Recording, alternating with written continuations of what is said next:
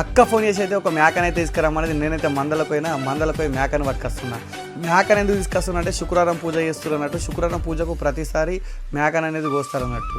ఈ శుక్రవారం పూజ అందరికీ ఉండకపోవచ్చు, కొంతమందికి ఉంటుంది. ఈ శుక్రవారం పూజ గట్టి కింద చాలామంది చేస్తారన్నట్టు. ఇంటికి పోగానే దేవి పూజకైతే అంత సిద్ధం చేస్తున్నట్టు. పంతులు రానే వచ్చేసిండు. అలంకరించిన తర్వాత దేవి మాతను చూస్తే మాత్రం ఖతర్నాక్ అనిపించింది. ఇంకోటి ఏంటంటే కళ్ళు పెట్టారు, సపరేట్ కళ్ళు పెట్టారు. మీరు మంచిగా చూస్తే అర్థమైపోతుంది.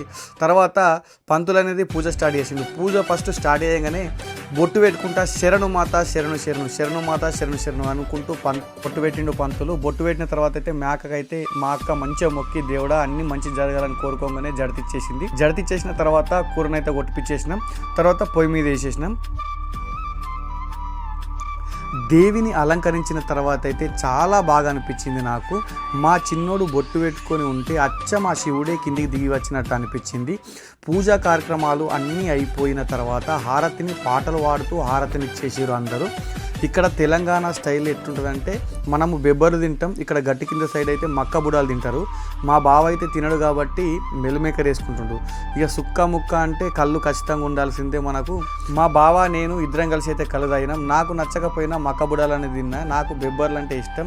మీకు ఏది నచ్చుతుందో కింద కామెంట్ అనేది చేయండి.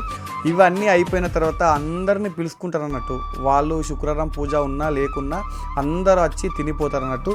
ఈ విధంగా అందరు వచ్చి తినిపోయారు. చాలా సంతోషంగా ఈ ఫంక్షన్ అనేది ముగించినాం.